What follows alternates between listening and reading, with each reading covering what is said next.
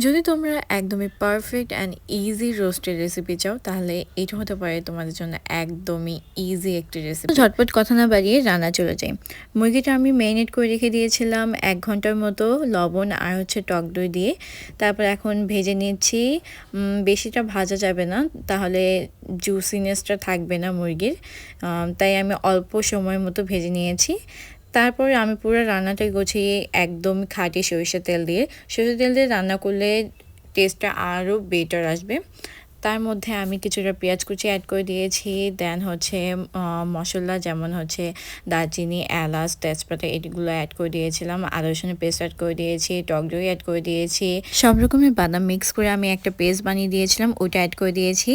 তারপরে আমি এখানে কাঁচামরিচ অ্যাড করে দিয়েছি, হালকা স্বাদ অনুসারে চিনি অ্যাড করে দিয়েছি, লবণ অ্যাড করে দিয়েছি, কাঁচামরিচ অ্যাড করে দিয়েছি। তারপরে গ্রেভিটা যখন অনেকটা ঘন হয়ে গিয়েছে, একদম যখন তেল উপরে এসে পড়েছিল, তারপর আমি ভেজে রাখা মুরগিগুলো অ্যাড করে দিয়েছি।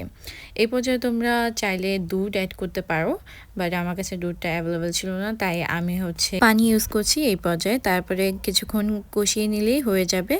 আর নামানোর টাইমে জাস্ট একটুটা হালকা বেরেস্তা অ্যাড করে দিলে একদমই রেডি হয়ে যাবে আমাদের ঝটপট চিকেন।